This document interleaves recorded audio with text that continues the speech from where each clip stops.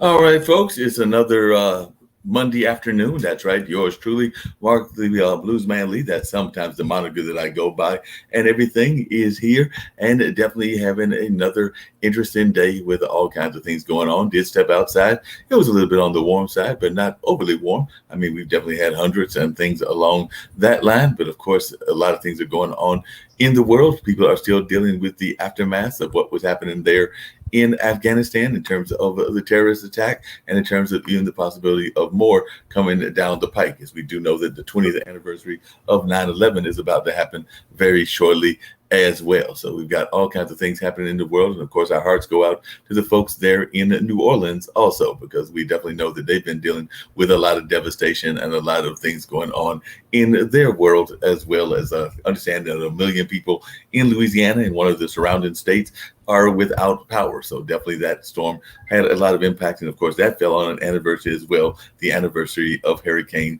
Katrina. So all of these things are going on in the world. And of course, we're paying attention to them right here on International Broadcast Media. And as always, we have some amazing guests, and I've got an amazing guest that'll be joining us right now. That being none other than Joanne Glim. And she's got some fascinating stories that she's going to share with us about some of the things going on in her world and in her life. So always glad to have some amazing guests that come on to share what's going on in their world and how they are coping in this day and time that we live in. So going to bring in Joanne, share some of her life, and hopefully we're going to learn a lot of fascinating things about what's happening in her world. So right now I'll bring in Joanne and see how things are going where she's at. How are you doing, Miss Glim? Glad to see that you were able to come in and join me on this show. You always have some amazing things happening. I know that you have definitely been a survivor. That's part of what I found out when we had reached out on podcasts and all of that on podcast guests. They've actually been a great resource for me. And actually, I just found out that one of my friends actually knows the owner of that service. So she was telling me that she's known him, I guess, for a while, and was telling me how they have even bought one of those other services, that being Potted, because I know between the two of them, I have found some truly amazing guests, yourselves included. So definitely, I'd love to hear more about your story and more about what's going on in your world, because so many people are oftentimes fascinated by great individuals that are doing amazing things. And I know that you are also a podcaster and an event speaker yourself. And I definitely know about that concept of being in the radio, in the media, and actually grew up in the radio and media. Because I like to tell folks, my folks decided when I was a preteen that they wanted to start a radio station because they were not seeing enough of the voices that they would like to hear, whether that was African American voices or Native American voices. And they also were not hearing the music that they wanted to hear, which was jazz music. So there had been a jazz station in the community, and there's now a couple of great jazz stations in the community, but there was a time that there was like a void and they were not hearing that music, and they were definitely not hearing it enough on the radio. So in the late 70s, like right around Independence Day and around 76 or something like that, they decided to go on the air with a station that stayed on for about 11 or 12 years into like the mid to late 80s. But that's where I got my love of radio from, and have kept it all my life. That, and also being a fan of print journalism and even television journalism. You know, we recently lost Ed Asner, the great actor and everything. And I'm not going to lie, I was a big fan of both the Mary Tyler Moore Show as well as the Lou Grant Show. And that even probably pushed me to do some of the media things that I've been doing over these last several decades. So love to hear more about your life, but that's a little bit about me. Well, I was fascinated when you were talking about the radio portion of it, and especially when you mentioned jazz, because that's where I got my start. I worked, in fact, it was my very first job that I had, and it wasn't planned for. I lived in Chicago at the time, and I was supposed to meet a friend over at Marshall Fields. She had set up an interview for me for job that she had, and they needed one more person. Wow. But the day was on St. Patty's Day, and getting across the street on St. Patty's Day is impossible because of the huge parade downtown Chicago. So I was basically on one side of the road and she was on the other.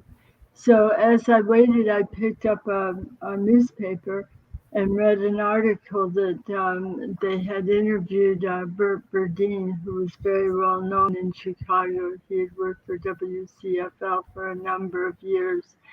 And at that time, he was working for a radio station that was fairly new called WSDM. And that stood for smack dab in the middle because that's Wow. where call letters were was 98.6. And so this station was an all girl jazz station. Oh, wow. And we loved it. I mean, there were so many just amazing talents back then. When you're talking jazz and the blues, and it was a wonderful time to be in radio. No, yeah, I definitely love radio, and definitely sounds like it was some wonderful times there that you were having and everything. And I definitely enjoyed growing up in that radio environment. There was even folks that were starting shows of different formats. I remember we had a show called Let's Rap, which was actually one of the early rap shows, and some of those people even went into commercial radio. But it was a show kind of like Zoom, if you remember the old Zoom show. So it was a show for teenagers by teenagers. So they actually created the show, created the format, and did that whole 9 yards. So that was a show that my parents gave the permission to go on, and that show had a great track record. And like I said, some of those DJs went on and had success in commercial radio. So that was a great thing that happened. I just finished doing like an expo recently. It was an expo that was going on for a week, and I was engineering it. It was actually in the African American community. It was a virtual expo, but I saw that you have a Scottish Terrier dog and everything, and you will enjoy this. There was a young lady on the show that was displaying a virtual mall kind of environment. So she was displaying the virtual mall environment, but she decided not to, for whatever reasons, to show her face and just showed like an avatar. And then she gave a display of what was going on at the mall. But she also said that part of the reason that she didn't do it is she had one of those designer dogs, which she called her quality control manager. So that dog likes to in the background and all of that. So she called it her quality control manager, and she was afraid that the dog may take over the show. And I know that a local friend of mine actually unfortunately they lost it recently. They had a one of those fancy birds. I think it was a cockatoo or something like that. And I knew though that when Tammy came on a couple of the shows, that cockatoo would pop up and try to become a star in and of its own right. So sometimes the animals like to take over the shows as well. I've been without pets for a minute, but it's always fun when they add their element as well. So I'm sure that as part of your family, you probably has a great deal of love and affection for that part of your family also. Oh, absolutely. Well, our Scotty is rather shy, which is not a trait that you usually find in Scotties. And since my husband and I have been married for 47 years, we had a Cocker Spaniel was our first dog. And then after that, we had a Scotty and fell in love with the breed. And we've had Scotties ever since. Wow, So, they sound like they're truly fascinating. I know the other thing which surprised me when I was reading up on you and reading some of your history is the fact that you had definitely have had the success of being a stroke survivor, but you also had that experience with family members. So, and I know that a lot of times that it comes in the fact of it being hereditary, not all the time, but some of the causes can be hereditary. And I was just wondering, how that impacted even what you went through? Because I'm thinking that when you had to go through it, I believe it was with your mom, it probably also yes. helped you when it happened to you. Like I said, I've been fortunate that I've had fairly good health. I mean, I've definitely had an arm broken and I've definitely had some other injuries, but I've got a friend well, actually, I've got some relatives that, like my Uncle Randy, that are multiple stroke survivors. And then I've got my good friend, Ray Pascal, that has also been a stroke survivor as well. And I know he goes through a lot of those stroke support groups and things of those nature. So I just wondered if you could share a little bit about that journey and also how having that experience as a child might have helped you when you went through it later. Well, my mother died from a stroke when I was 14. Well, And back then, this is in the 50s, back then people did not talk about feelings or emotions or anything like that. It, I don't know why, but they just did not. And so I was 28 before I finally realized that I did not kill my mother because I was a 14-year-old precocious, very mouthy teenager, right. and that there were other things that were in play, such as overweight, smoked 3 packs of cigarettes a day, worried about everything. And so I think those took precedent over my age. Um, it was very difficult, and I kind of kept my most emotions in check for a long, long time. And my mom, I still feel her around me. If I'm, concerned or I'm having difficulty with the problem or whatever, I feel her presence. She was, even though we only had 14 years together, she was very good at explaining life Mm, and giving me the information that I needed at the age that I was at. But yeah, that was a very difficult time. Now, because of her background and because her stroke um, had a lot of things that she had done environmentally that were not good for her, um, I felt that I would never have a stroke. My blood pressure was always low. I ate healthy. I enjoy healthy food. I'm not one for a lot of sweets and things. I like fresh vegetables and fruit and a little bit of meat. So, I was ahead of the curve on that. I never smoked. I never drank. I had half a Stogian fizz on my 21st birthday and swore off alcohol right then and there. I did not like the way it made me feel at right. all. And so I never considered that I would have a stroke. Um, but mine was a hemorrhagic, which means that one of the vessels in my brain was weak Right. and there was a small tear in it, and that's what caused it. And I was blessed because it was very slow. So when the blood pushed into the rest of the brain, it pushed the brain rather than making pieces break. And so I was totally paralyzed on my right side. I couldn't speak properly. I couldn't see properly. And it took probably about 3 or 4 months and close to a year to regain a lot of the things that I had, and probably another year after that to regain my strength. Um,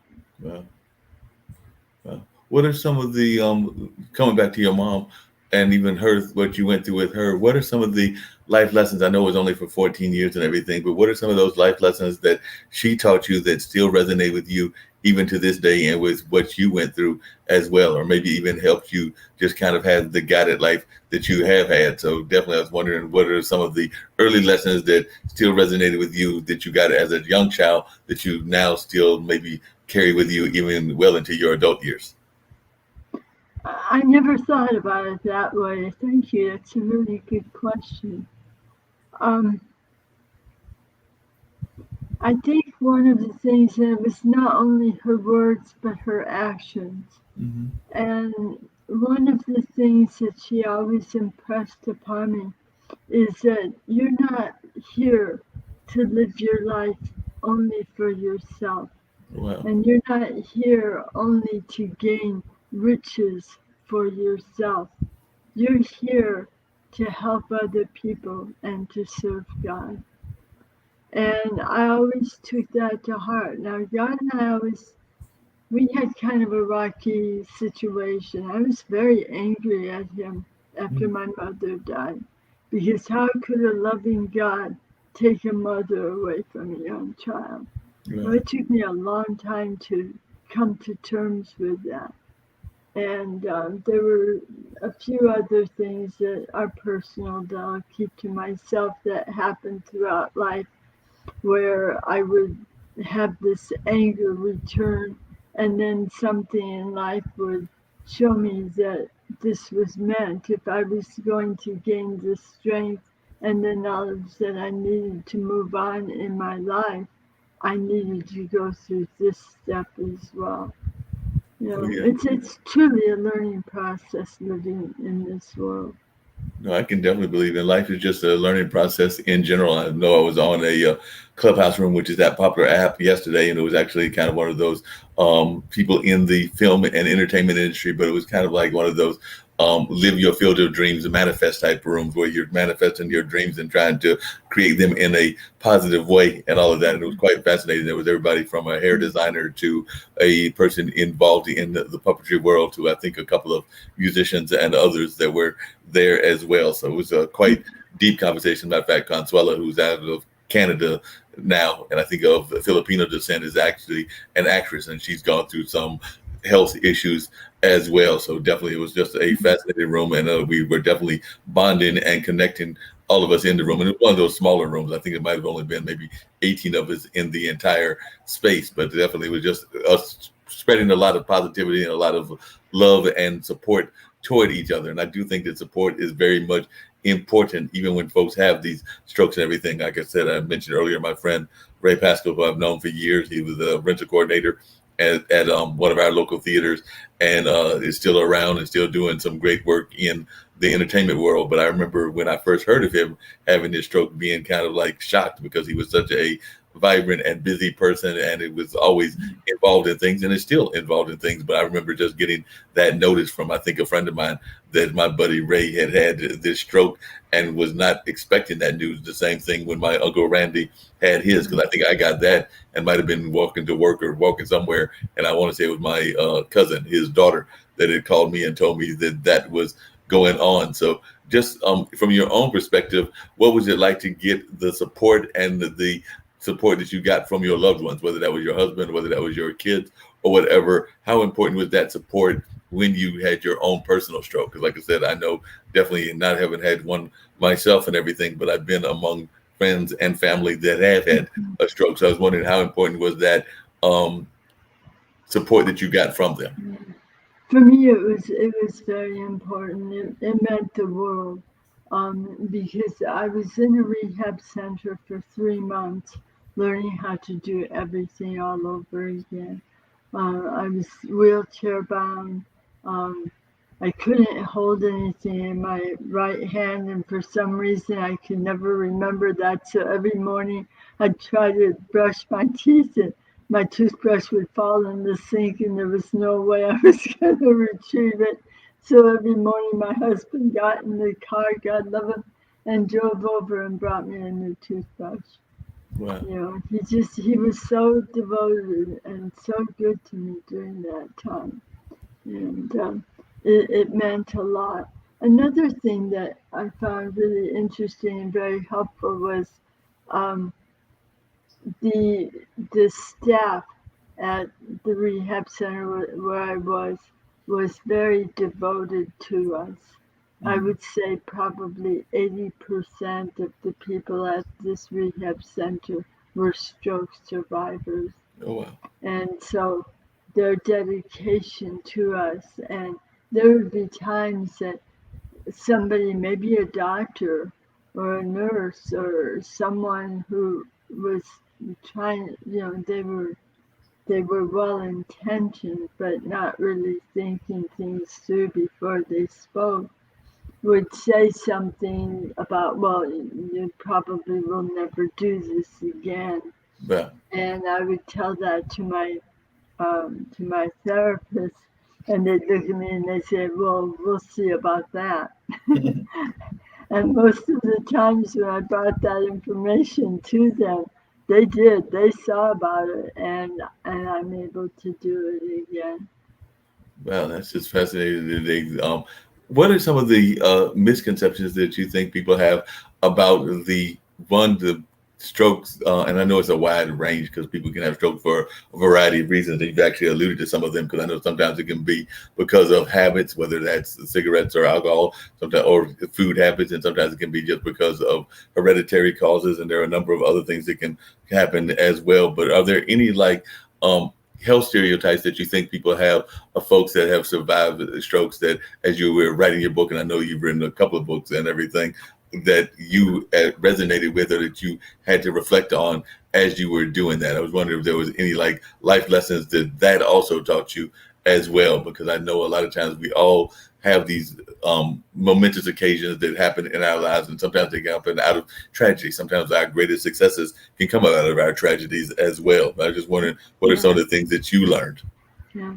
I agree with you wholeheartedly. I have learned more through the traumas in my life than I ever did through the happiness. And and it's been tough. We don't want to let go of the good and the happy in life. It's a nice place to be. Um, but sometimes we have to kind of slog our way through the things that aren't so nice in order to get to another level of compassion or understanding or a place of being able to let go.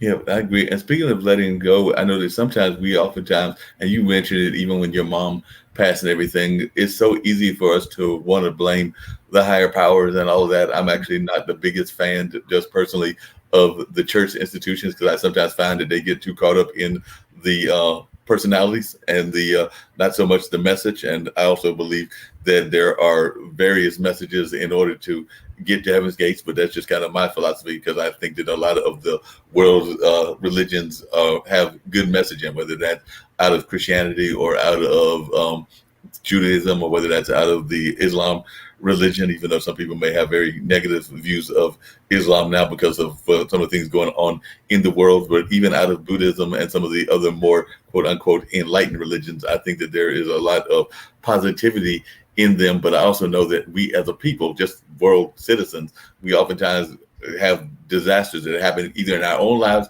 or among our peers. And we all know that we are mortal beings and all of that, but we all want to live as long as we can. And if we had our way, some of us would probably even do the whole immortal thing. But that's probably not going to ever happen in our lifetime at all. But I was just wondering because you had alluded to it earlier about that blaming and wanting to blame God. And I know even sometimes when we talk about what's going on bad in our lives, we oftentimes are wondering why us, why now. We're even seeing that now in my mind with a lot of people around the pandemic. But I was just wondering, how did you work your way through that, or do you still work your way through that sometimes where you're wondering why it happened once to your mom and now it's happening to you? Is that something that you still have to work through? Um, the quick answer on that is no.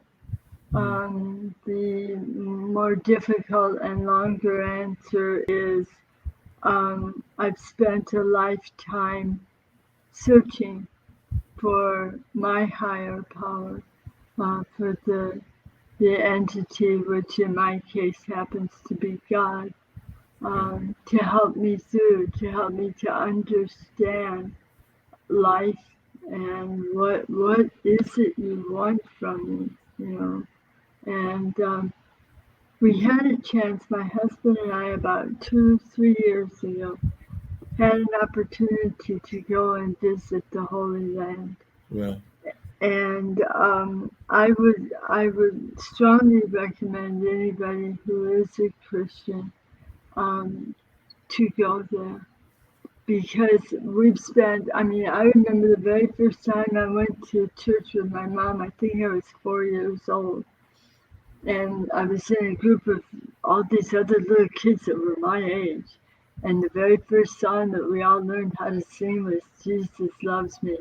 right, Jesus loves all the little children. right, And I sang it as loud as I could. And I remember that. I remember the feel of the room. I mean, it really was a very special moment in my life. And as I've gone along and different things have happened to me, sometimes my first instinct is to run away, to hide, to find someone that would console me. And then I started to realize that sometimes you have to do that for yourself. Right. You have to learn to be kind to yourself and loving to yourself. And when you were asking about what are some of the things that stroke survivors have learned, Right. I think the biggest message that I hear from so many people, and I feel the same way, is after surviving a stroke and being so close to death, we're not bothered by the pettiness. Right. We don't have time for it. And most of us are very vocal and able to speak for ourselves, even if we're aphasia. And when it comes to being in a situation where it's drama, not trauma, but drama, and things like that, we want nothing to do with it. Because, like you say, there's nothing positive in those messages. And all it does is it not only hurts the person that's spreading it, but it also hurts the other person as well. And I don't think any of us should have time to hurt each other. No, I agree. We definitely don't need to have time to hurt each other. I remember one of the great things, and it was talking about the Holy Land. I remember as a student of history reading about kind of the conversion of Malcolm X, who was definitely very much of a militant African American leader in the 60s and everything. But it was after he went to the Mecca or the Holy Land and everything that he kind of changed his mind in terms of like race relations, because he saw people that didn't look like him, that were of a European background, that were there also worshiping the same person that he was worshiping. And even though it was toward the end of his life, a lot of people will say that that was like one of his conversion points in terms of changing his attitudes about other races and all of that. So it seems like a lot of times these kind of things even change our views about society as well, because I know that that's even been mentioned in his book that he wrote about that experience before he passed away in the late 60s and everything. But I was just wondering your thoughts about how these kind of things can also impact our views of the entire globe. You kind of touched on that to some degree, but I'm thinking that a lot of times these disasters get us to be a more positive version of ourselves. Because one of the things that I've talked about on this show before, and I'd love to hear your thoughts about this, is I think that not so much personal disasters, but like world disasters cause us to do what you as a stroke survivor and other survivors do as a general rule, which is kind of like have a deeper empathy, a deeper love of what's around you and of the um, mankind and everything. Whereas I think that that happens to a lot of people that have gone through suffering on a personal side. I also think it happens when it happens on the world stage as well. But unfortunately, we as people have this bad habit of letting it happen and being very altruistic when it happens, and even doing that for a while. But then after things start calming down, we go back to our negative habits of being at each other's throats and not having that moment. Like I remember when Katrina happened, and I know we just had the 60th anniversary. Everybody was really pouring their heart out to the people in New Orleans, trying to help them and everything when it immediately happened, and it lasted for months on end. The same thing can be said with Sandy over there in New York, and even after the 9/11 attacks that are almost now coming up on the 20th anniversary and everything. But then after a while, we went back to not having that same kind of feel. And I felt that way about the pandemic. I felt that when it first happened, a lot of us were very much, one, we were insulated because we all went into our cocoons, into our homes and things of that nature. But we also were very compassionate toward what was going on around us. But now we're seeing people going at each other's throats over the mask and over the vaccine and other things. So I was just wondering your thoughts about how this kind of rotating cycle happens. I think, boy, we are flawed people, aren't we? Yeah. You know, there's and when you think about it, and things like this happen, we all have the opportunity to make a personal choice. Right. And I think that that's a commitment you make internally. And Right. that's part of what shapes you and forms you as the person that you are. Right. And it doesn't mean that if you're in a difficult situation, it doesn't mean that your knees do not shake as much as the person standing next to you, but it means that you've thought it through and asked yourself, if this were happening to me or my family or loved ones, how would I want someone else to treat me? Right. And then find how you would apply that for helping somebody else. I mean, if you, it doesn't always work, but a lot of times if you go from plan A to plan B and figure out what's best for you, and your life is always going to be full of choices, whether you're trying to decide for chocolate or vanilla ice cream. Right. There's choices for everything. But on the serious things, you have to really think it through. And the other thing I would say is we need to really think about the people we surround ourselves with. Right. Um, a lot of times we get the idea because it is kind of fun to be around a bad boy. Mm-hmm. I mean they just bring a spark to whatever's happening at the time. But the thing is that that same spark sometimes will come and land in your lap.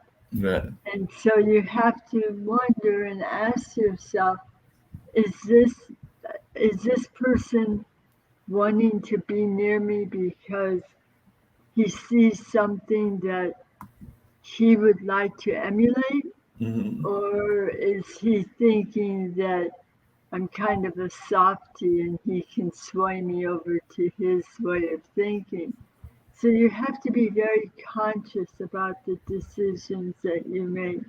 And your friends and even your colleagues, the people that you work with, you have to really consider where you are in life and what you want to do to make it better that way.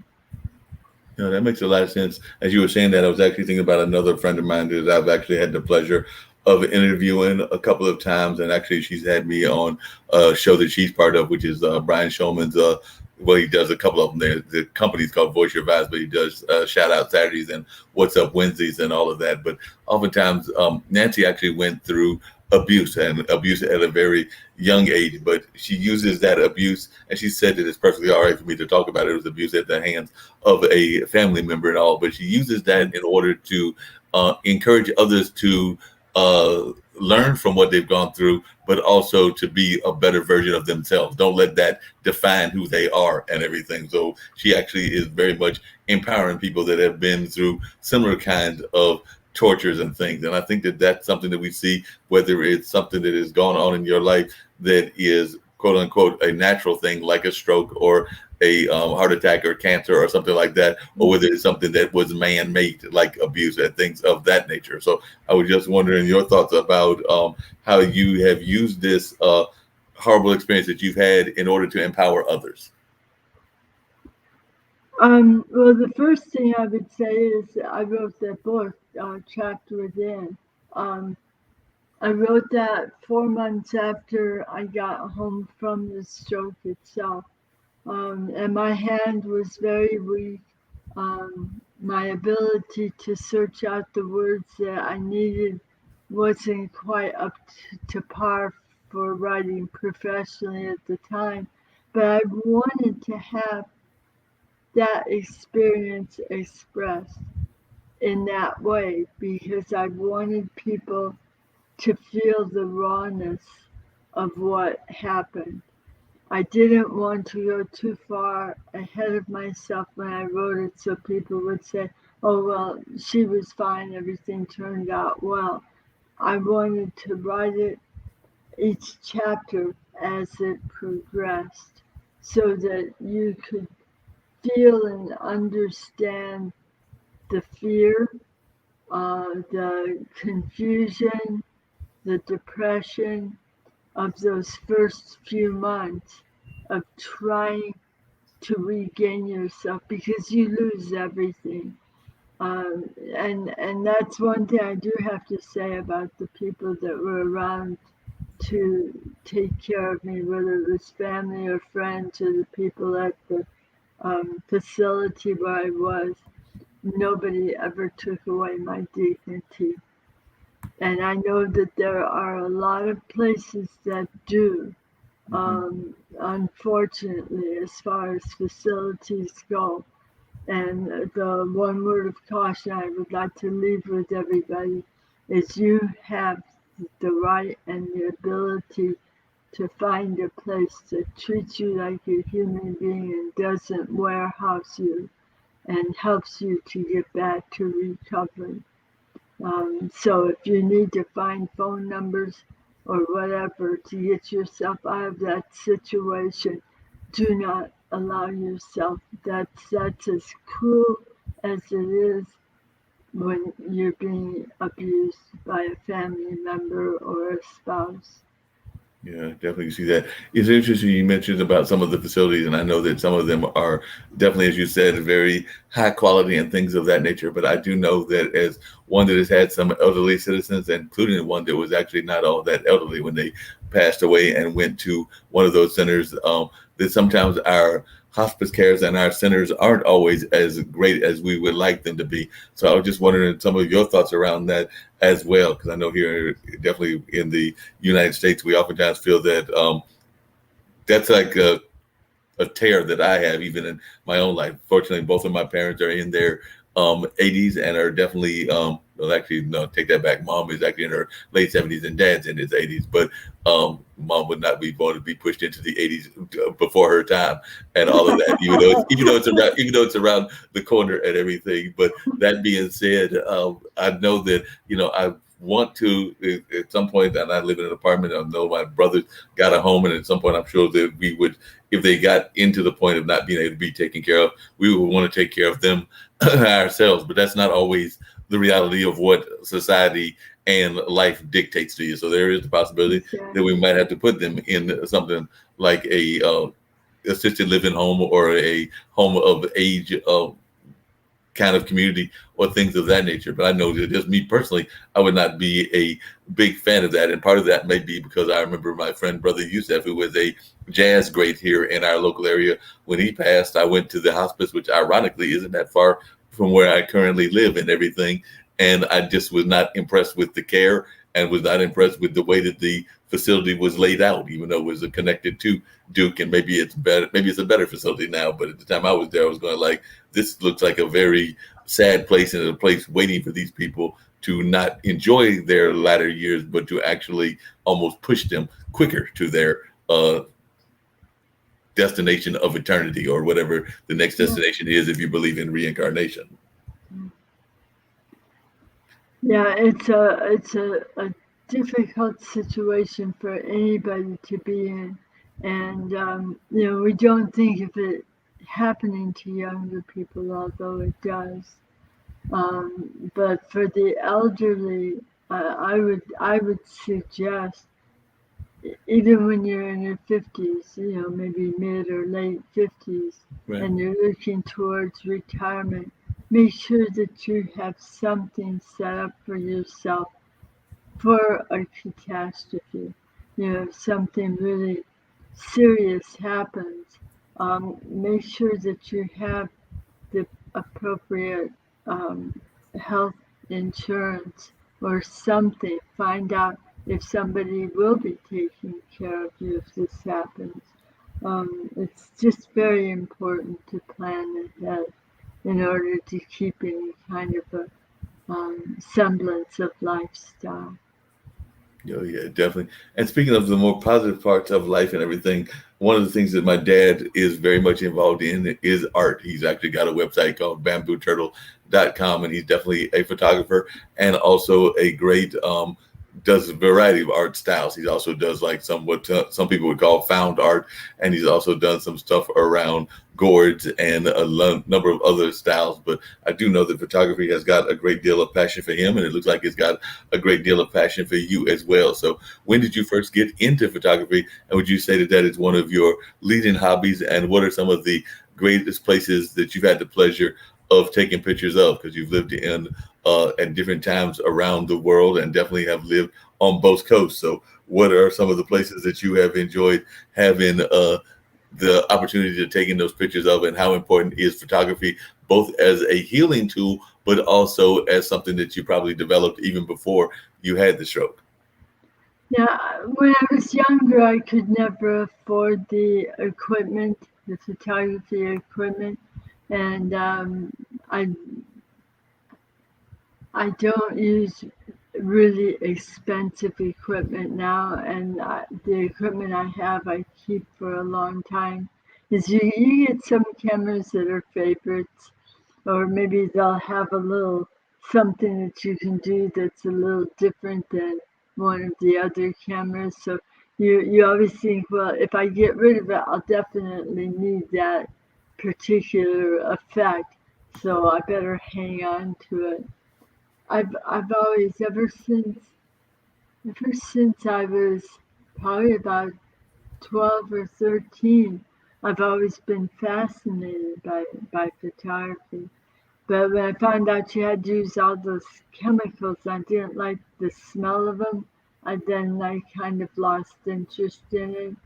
But then when I got into my 20s, I just had a little Kodak camera, and that's what I would use. And I enjoyed it, but I didn't really study it. I'm trying to think of when I really was bit by the bug. It kind of snuck up on me.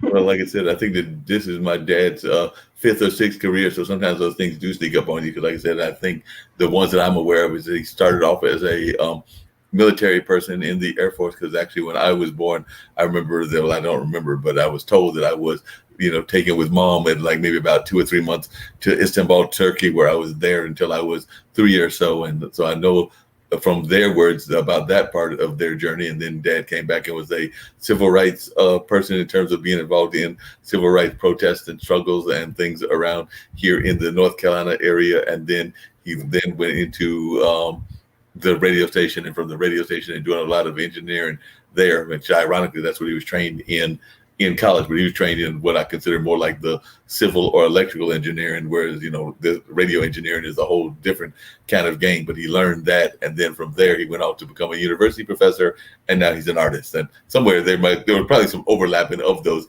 various careers, and I'm probably missing a career or two as we often go through this journey of life. We oftentimes have various careers that we go through and various passions. And I know that one of your other passions, which caught my eye, was this whole concept of definitely the hand bales, and I've known some other people that have had interest in things. So I was wondering when you got into the hand bales, and of course travel is something else that you love doing. So I'd love to hear about some of the places that you have loved to travel to. But let's start with the hand bales first, because that's not a common instrument. Most people, when they think of instruments that are instruments of passions, they usually go to the more standard ones like the drum and the guitar and things of that nature. While I do know the handbells are very popular in certain church traditions, it's not like the one that most people gravitate to in my mind. I like any kind of a percussion instrument, and I haven't studied drum, but I have played percussion, yeah, for different things. And I think it's because I've played handbells probably for about 27, 28 years now. Oh, And but I don't read music, and that's kind of what keeps me back from taking it to another level. I'm kind of on the Garanimal stage as far as doing it, and a lot of handbell people are like that, because sometimes if you're playing on a stage and the lighting is darker, it's difficult to read your notes, and you don't want your nose down to your book trying to see the notes when you should be standing up straight and playing out to the audience. And so, but yeah, a lot of times, a lot of us, what we do is we mark with highlighter, and we'll use, say, like green for the left hand and hot pink for the right hand. And so it just kind of helps us to keep things straight when we're playing. Good. Timing is the most important thing.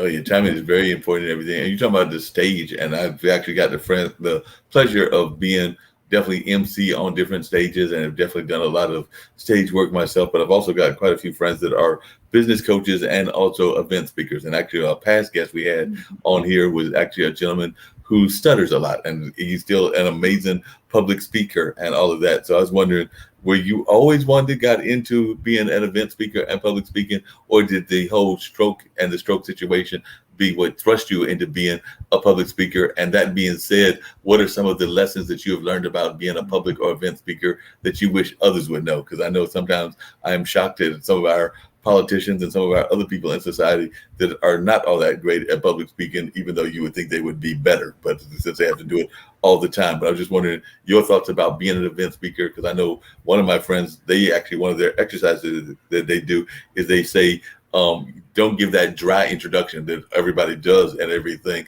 but actually give an introduction that tells a story about you, but tells it in an unusual way. Like, I forget the exact order, but it's something about them being like a engineer at age 5, a race car driver at like age 10, and something else like that. But as you hear that introduction, it draws you in, and part of what it is they're showing you how they got engaged in part of their personality. So I think the engineer was that they had actually built something after something had broken, and the race car was that they had actually gotten into a car and, you know, raced a little bit faster than it needed to be run and all of that. So that's what they were using as those examples. And I think there's a third one, but I can't remember which one it is that Barbara uses. But definitely gives you that idea that it's not that cold introduction that we hear way too often at public speaking events.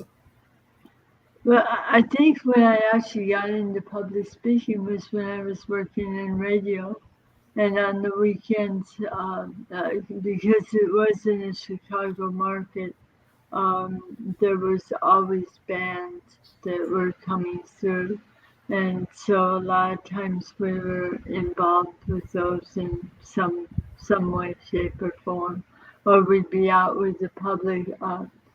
One time we were doing a fundraiser. I don't remember for who, but it was we were bowling, and I can remember Ernie Banks was on our team, Yeah. and that was a highlight for me. He was such a nice guy, and Wow. so And you it just Yeah, Ernie Banks. I was just reflecting on that, and I was reflecting on Chicago because the other interest of music that I have that I love is blues music, and of course, I'm a big fan of Buddy Guy, who, you know, I think has discovered the fountain of youth, even though he's not letting us know where it is or how he's gotten it, because he's still performing. And the last couple of times I've seen him performing, he's still going into the audience and still having a lot of high energy. And I know that he's well into his 80s as well. So I'm just going like, wait a minute, that's the age of my dad. And dad's actually, I think the dad and Buddy Guy may have both discovered the fountain of youth. But as I keep jokingly saying, I just wish that they would tell me where it is and why they have it hidden so I can get it as well. So definitely yeah. going on, but they are not revealing their secrets. I guess they want to keep it to themselves. But I'm just wondering your thoughts about Chicago and even the blues scene, and maybe some of the great people that you had the pleasure of meeting. Like I said, I've actually introduced Buddy Guy a couple of times, and I've met BB King, even though I've never had the pleasure of actually introducing him before he passed away, and definitely had the pleasure of introducing Coco Taylor and a number of others also. But I'm just wondering your thoughts about blues and jazz, because when I think of Chicago, those are the two musics that usually first come to my mind. Yeah, they're big. They're very, very big. There was a woman that was a DJ along with me at the station. Her name was Wanda Wells, and as white as I am, that's how black she was. And she was such a good friend, and we would hang out together, and she would take me down to some of the different clubs to listen to the different music. Kenny Burrell was one that I really enjoyed his music. B.B. King did a lot of shows there. We had a chance to see him. And it was funny because there was a point in time where I had moved out to San Francisco and was doing a show out there. And I happened to run into BB out in California too. So you just never know where you're going to run into people. Yeah, and you never know where life's going to take you either, because I know that part of your own background, not just the broadcast experience, but you've also had experience in print media and freelance writing and business management. I know that sometimes when I talk to other artists and other people here on the podcast and on some of the other live streams that I'm part of, as well as the more traditional audio podcasts, they will oftentimes talk about the fact that, we're all in the field of creativity.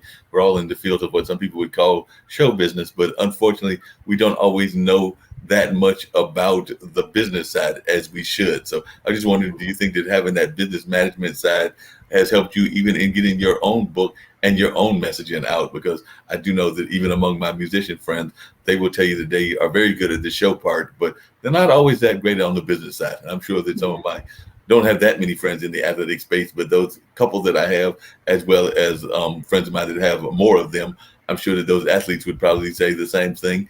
And I'm sure that definitely the political leaders would, and a number of others as well. But how important do you find the business management side to be?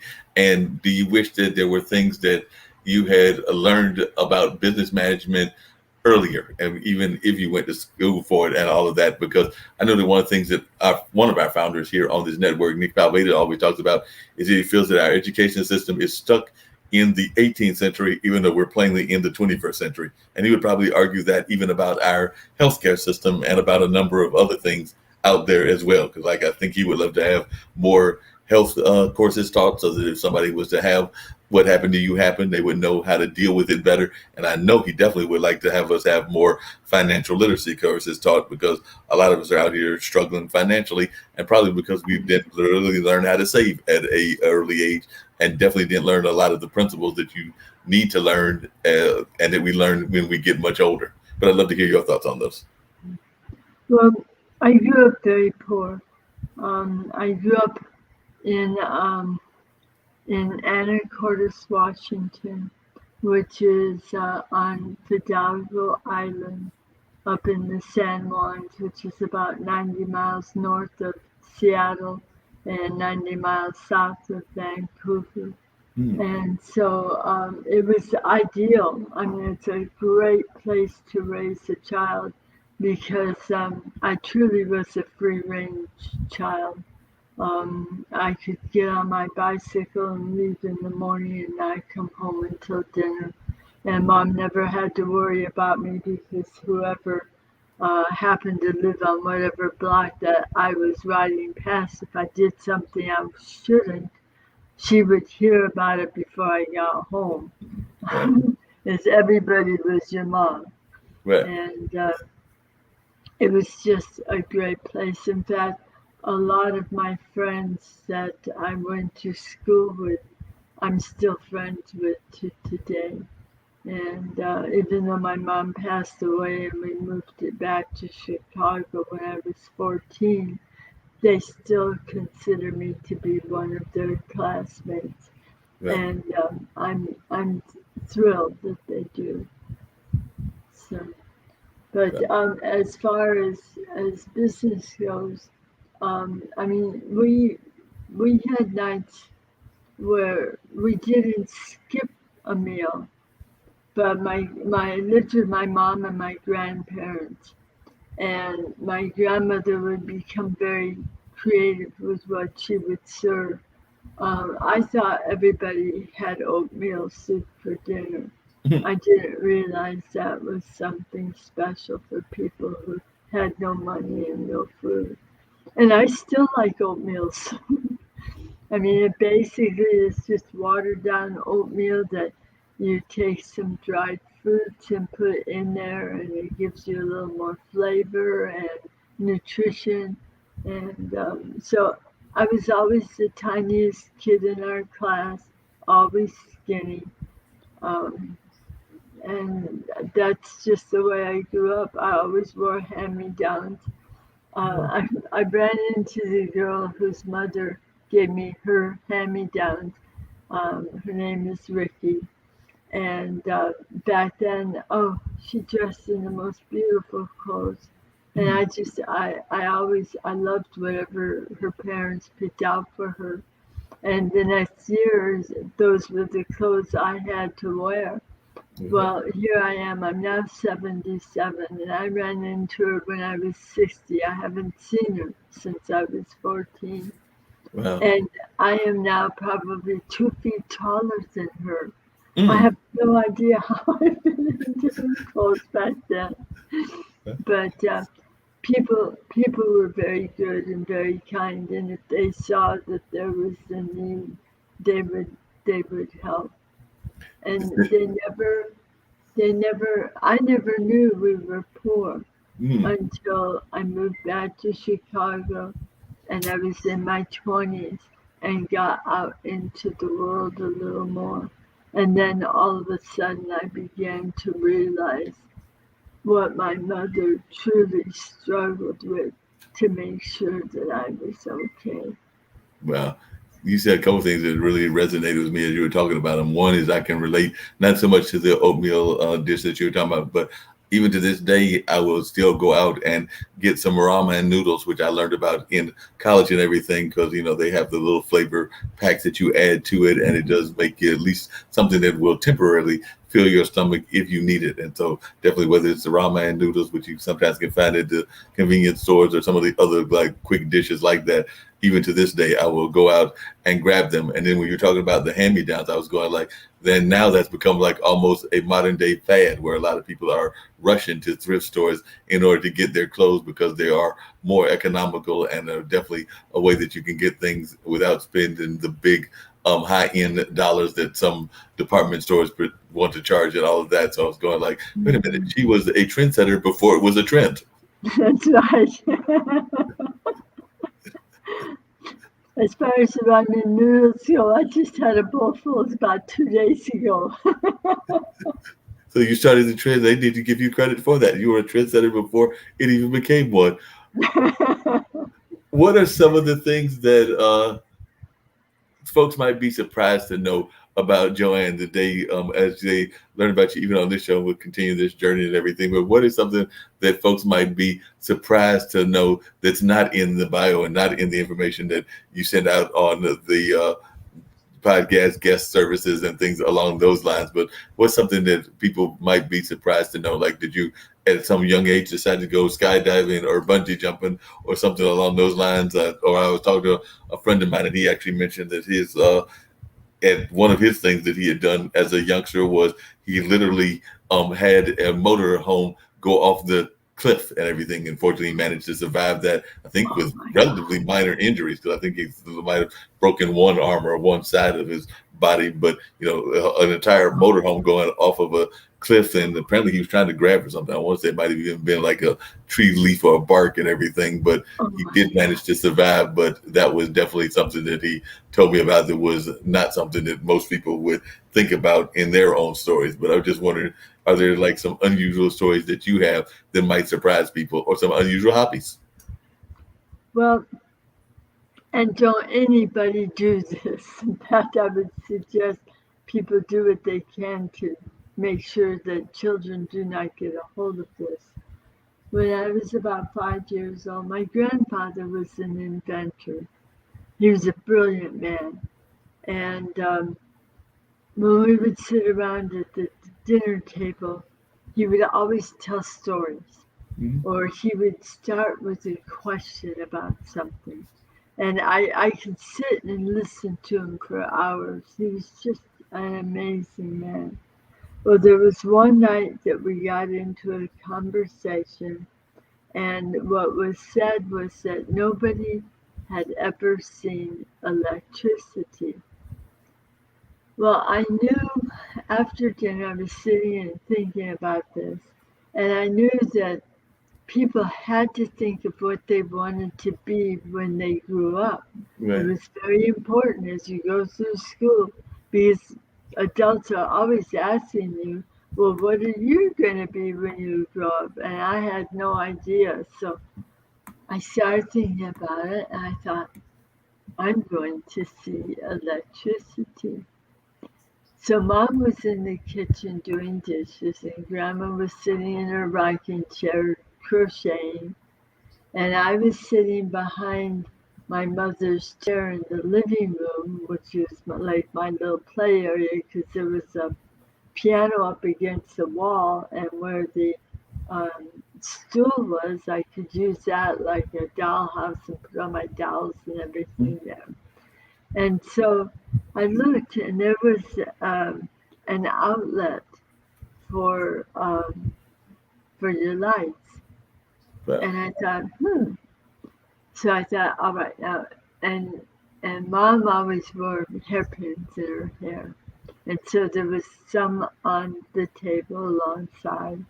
So I reached up and I grabbed one. I'm looking at it. I thought, okay, if I spread this apart, it'll fit in there. And if I push it in real fast and pull my hand away, I'll be able to see electricity and I'll be famous. So I did it. Well, the only thing that happened was when it shocked me, my fingers pressed down on it and I couldn't let go and I had to pull it out. In the meantime, my hand and arm from my elbow down looked like a piece of roast beef because of the third-degree burns. And about the only thing I could say was, Mom! wow, And you would get it that from was mom and she's right, going like, yeah, that was right before I started school. wow. So that was the end of my scientific career. Yeah, well, I can relate to what you're saying, Joanne, because as I tell people, I one of the things that my initial career that I thought I wanted to go into was I had thought about being a weatherman. I thought about that I wanted to be the weatherman. I actually still love looking at the clouds and trying to figure out whether it's going to rain or not rain and things of that nature. So I was like, I really think that I want to be a weatherman just before getting involved in journalism and event planning and some of the things that I'm very passionate about now. So definitely at that time I was like, I want to be either a weatherman or a newspaper reporter as a young kid. And I definitely did have the newspaper career and still will occasionally freelance. But I thought I wanted to be the weatherman. But then I went to my first science class. And I want to say that in one of them early science classes, they had you dissect the frog. So after I saw the frog, the blood, the guts, and all of that, I was like, no. But see, and at the time, I was not thinking about the difference because I now, I'm much older now in my late 50s. So I can definitely relate to the idea of um, the earth sciences being different from the more animal sciences and the sciences where you have to deal with that on a regular basis. But at that time, science was science, and science to me equaled blood and guts. And I was like, nope, can't do it. Can't be a weatherman because of too much blood and guts. I'm not going to be a doctor. I also remember that even as a kid, I was very horrible at that game. Sorry. I was the one who was always electrocuting the patient because I Oh was no. you're supposed to find that little bone, and I'm sitting there going trying to get the little bone, and of course every time there was that little shock. So I could also Yes. relate to the shock element because I have a ailment myself called dysgraphia, which is a form of dyslexia, which means that if somebody tells me turn right or turn left, it takes me a little bit longer to actually figure out which way is right and which way is left. And there are other things that are tied into it, but that's the primary way that I use to describe it and everything. Yeah. But it's also the reason that I'm not a driver and get around by mass transit. So I can relate to some of the things that the folks in the disabled community go through because I have one of those as well. But it's my philosophy, and I think that don't know what you think about this, but I actually personally think that we all have a disability. It's just a matter of some of us have had it named and some of us have not had it named. But I don't know that Yeah. there's anybody that doesn't have something that makes them unique and makes them different that some people may consider a disability. I think that that's one of the reasons that I love that leadership conference I was talking about that I was part of last week. One of our sponsors was a guy named Bruce George, and he has this concept of genius is common. And part of what that concept is that we all have a genius in us, that we all have something that is unique about us, and that we need to get away from this whole Mensa concept of what a genius is, which is that you got to have a certain kind of grade in terms of like your IQ and everything. Because in his mind, we all have something that is powerful about us, whether that's a singer that can be a great singer, whether that's a cook that's a great cook, or whether that's something that is your passion that we all have. And we all have different passions and loves and things that put a spark in us. And that is everybody's the genius. And it's just a matter of trying to figure out what yours is. At least that's the short version of what I consider the Genius is Common movement to be all about. Because, if you ask, as he puts it, if you ask a school kid, the first thing that they'll tell you will be like an Einstein or somebody like that. And he's like, no, we all got that kind of spark in us. We just have to figure out what that spark is. But I'd love to hear your thoughts about even that as well. While you were talking about that, I was thinking of a friend of mine who has a son who's on the autism spectrum, and fairly severe too. And she sets up a puzzle for him. He does a puzzle a day, like 1,000 pieces. He'll do that in like maybe 2.5 hours.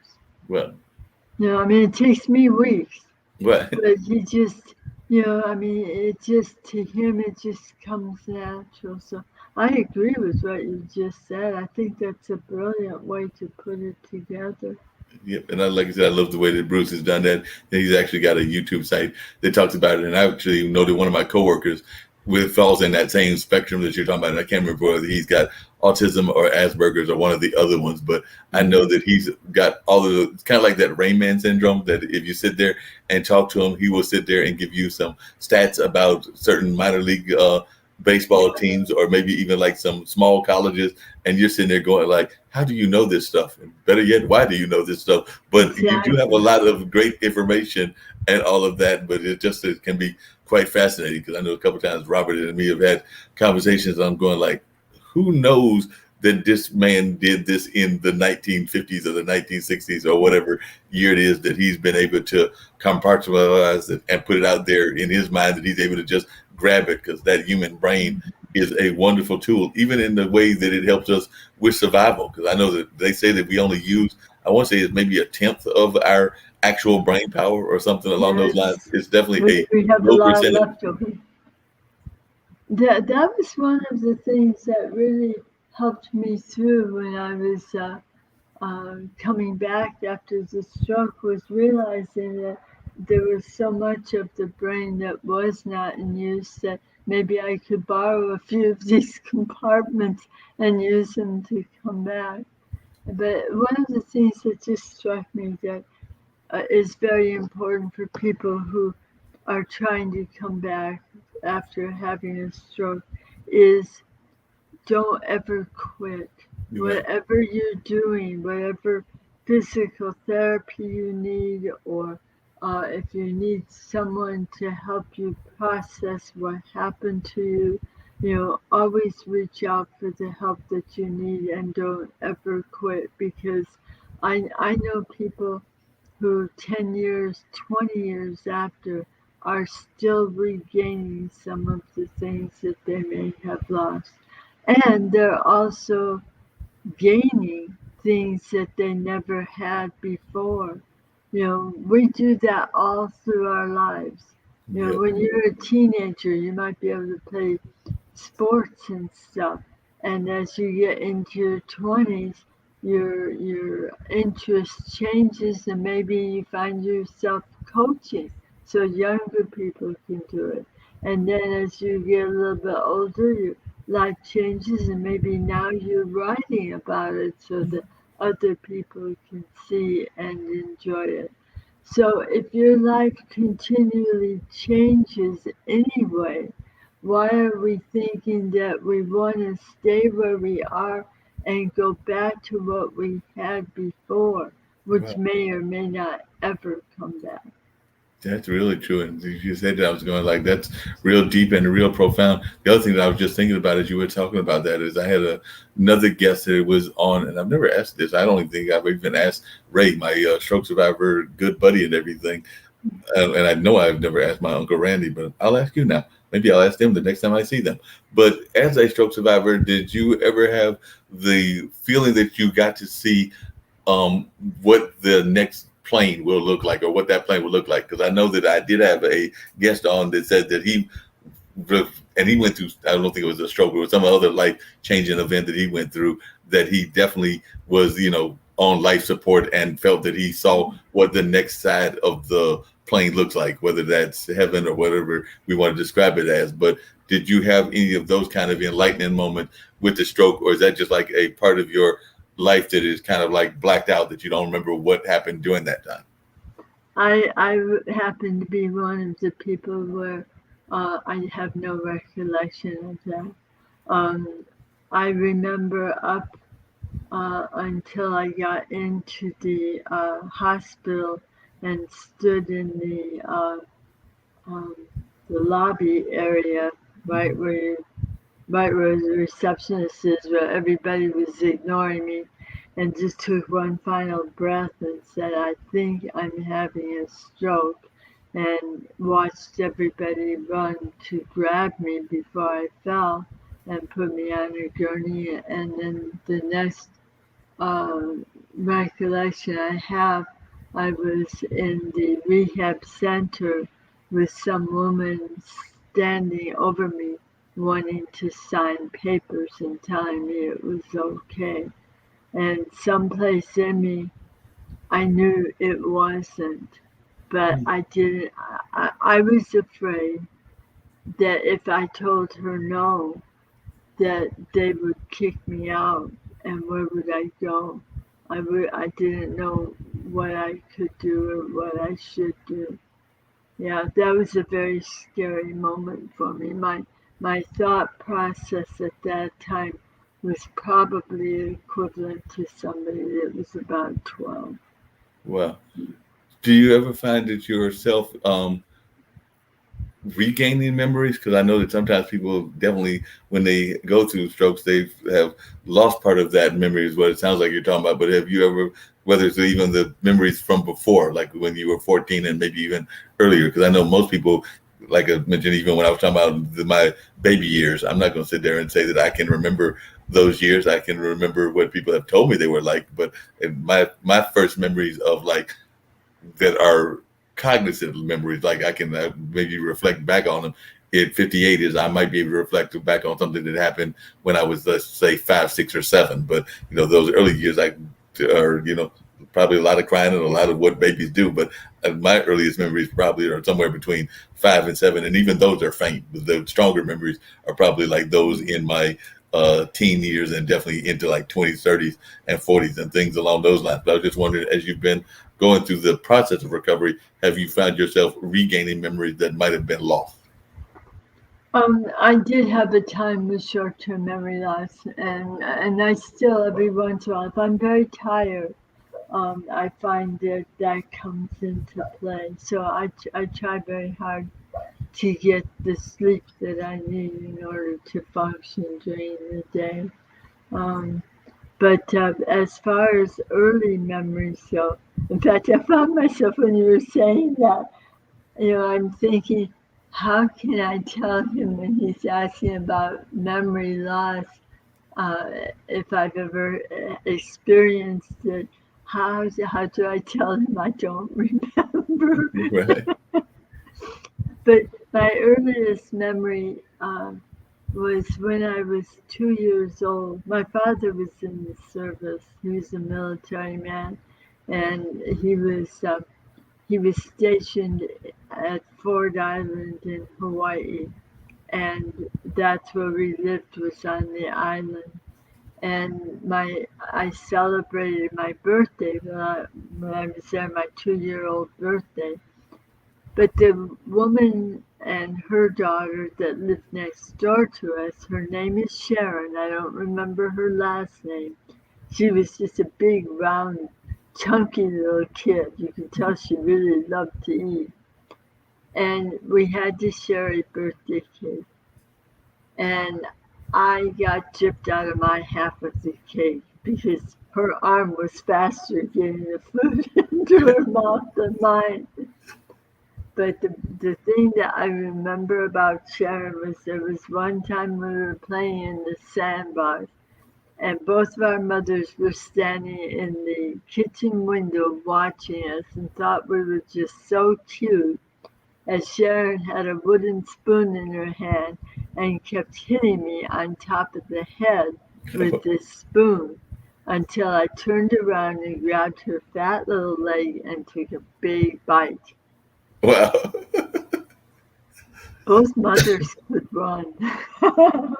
They got out into that tent, but we never had another confrontation. In fact, I don't remember ever playing with her again after that. See, that's fascinating because as you were saying that, I was actually thinking about, um, and this is going to sound like an unusual part of the interview and the conversation, but I remember having, and I don't have any now, pets. But one of the pets I had was we had dogs and cats, and I've definitely had both animals and consider myself both a dog and a cat lover. But I remember that one of the cats, I think we had two at the time, would always get chased up the tree by not our dog, but like some of the neighborhood dogs and all of that. And I just remember that one of the time the cat would kind of like follow the script, so the cat would like get chased, run up the tree, and get chased, run up the tree. But at one time, I think that might have been either Mr. Squirrel or Clarence. I think that they got tired of the game, so they turned around and did just like you did with your friend and swiped at the dog. The dog never chased them again after that. So the dog was like, "Wait a minute, you're breaking the rules. That's not the game. The game is supposed to be we run, you run up the tree. We run, you run up the tree." And I think that that particular cat was like, "I'm tired of this game. This game is getting very old." So they just turned around and with their claws swiped at him. I don't think they even hit the nose, but I think just seeing those claws and the swipe, they were like, "Okay, game's changed. Yep. We're not playing this Yep. game anymore." Yep. Mm. Yeah. So that is fascinating that you have that kind of like thought and everything and it goes on. Are there times that you're watching like I don't think that I've even asked Ray or Uncle Randy this either. So some of these are questions that are coming to my mind that I might have to share with them as well, as those are two of the stroke survivors that I know that are in there. But are there times that you are watching something that it triggers a memory? Like I know that we all have our favorite movies, our favorite TV shows, and things along those lines. So are there times that maybe you see a movie that maybe you saw before the stroke, and now that you see it again, it triggers a memory in you? So that's one of the things I was curious about, because I know that you might have like a favorite movie or a favorite sports team or a favorite something that as you're watching it, it re-triggers a memory. Yeah. I just I really don't recall that happening, having that experience. Um, yeah, I know that the short-term memory loss that lasted probably for about a year and a half. Um, and what was nice about it was if somebody told me a dumb joke or something, I'd laugh at it, and half an hour later they could tell me the same joke, and I'd And you laugh would laugh all over again. again. Yeah. Yeah. You would laugh again. Well, you can wrap up and everything. I saw that I heard your phone in the background, but definitely I'm thoroughly enjoying our conversation and all of that. And I was just curious about some of those things because a lot of times folks don't think to ask those kind of questions, and I try to give folks a different perspective. Even with the podcasting, and I know that you're a fellow podcaster, and I'll be doing my audio podcast later on this evening. What are some of the things that shocked you about podcasting and that you've learned from podcasting? And was that something that you developed before the stroke or after the stroke? Because I know you said you were doing radio before, but podcasting is a fairly new thing. So I'm imagining that a lot of your podcast deals with your life as it is now. What I try to do on the podcast is we do a lot of interviews with other stroke survivors. We also do interviews with different doctors, people who are on the cutting edge of new techniques that are being used. Um, some of them is, in fact, when you were telling me about your father, that piqued my interest because a lot of times we have a lot of artists that are on that have had a stroke and never realized that they were um, artistic at all. And because of this, and especially if they're trying to get the flexibility back into their hand, doing something artistic has really helped. And some of them have done just amazing work. Wow. So yeah, there's a lot of different avenues that we take, but our main reason for doing the podcast is to help show survivors realize that there is a life. It's not just an existence. There is a life out there. You have a lot of work to do. That you have to almost think of yourself as an Olympian Mhm. and set yourself up to continually do something over and over again because repetition is one of the keys to healing. Neuroplasticity is very, very important to how people um, will become better as time goes by.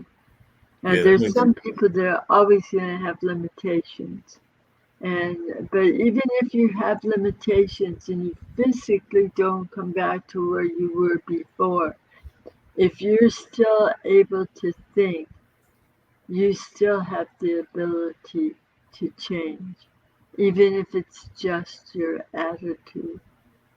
No, I agree with you. As you were saying that, I was thinking about a phrase that my uncle uses, Uncle Randy, the one I was saying that is a multiple survivor. And he was using this even before he became a stroke victim and everything. But if you call him and you ask him how he's doing, his favorite quote is something along the line is doing best with what I've got. So it's like that whole attitude is that he's doing the best with whatever he's got, whatever that is. And that's almost like his mantra in life is, I'm Mhm. doing the best with what I've got, and that's what I'm going to continue to do. So he's definitely got a very positive attitude, and it seems like you've got that as well. So I definitely think that that's the attitude that folks have to have when they're surviving, no matter what they're surviving.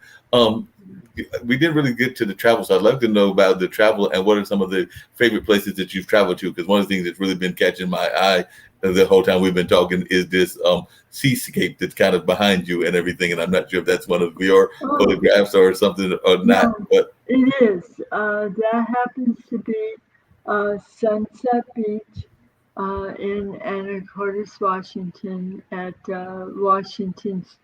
Washington Park. And that's a beach that I went to a lot when I was a child. And we were out there visiting and out there at sunset, and it's just a favorite picture of ours. wow. So, Well, that's a great picture. It definitely draws you in as you were talking between that and the plants. I was like, definitely, she's got a great backdrop and a great setting, but that picture was really catching my eyes. Are there any other thank you. travel places that you have really enjoyed or either one, taking pictures of or just enjoyed visiting that really resonate with you? Because I know that I, travel is I something that you love. I love travel any place we can go. For the last well, it's actually 2001. Our church was invited to go to Italy Oh, wow. and sing for Pope John Paul the second. And I mean that was a highlight in our life to be able to do that and to walk into um, the Vatican and see some of the most beautiful artwork that, to look at the Piazza. And as soon as you walk in, it's right to the right, so you can't miss it. But I mean, that was a highlight. I think just about every place we've ever traveled has, there's always been something special to it. Yeah, that's what I love about traveling. Sometimes the only bad part about traveling is when you get caught up in the tourism thing. Because I did go on my first cruise right before, well, about maybe a year and a half before the pandemic and everything. But I remember going on that cruise, and while I went to Puerto Rico and U.S. Virgin Islands and the Grand Turks, and I think there might have been one other Mm, place. It felt like we were going to too much of the tourism spots, whereas and that's the yeah, part that I don't like about that because I like to get into the places where you actually get to visit the true life of what that community is like, whatever that community is, and not just going to the tourism location. So I can yeah. definitely imagine that even going to the Vatican, though, would be truly amazing. As I am not a Catholic by faith, but I did go to a Jesuit university and definitely have a great deal of respect for several of the popes that have been around in my lifetime. So I'm sure that I would be quite fascinated if I ever get a chance to go there. I've not done enough international travel because, like I said, I've pretty much covered my two international travels was the cruise and the time as a baby. So I need to do more of that world travel. So I don't know if you have feel like you've done enough world travel, but I know that that's on my bucket list is to do more of the Well, global travel. yeah, we didn't do the international until much later. When Bill and I first got married, we decided that we wanted to see America first.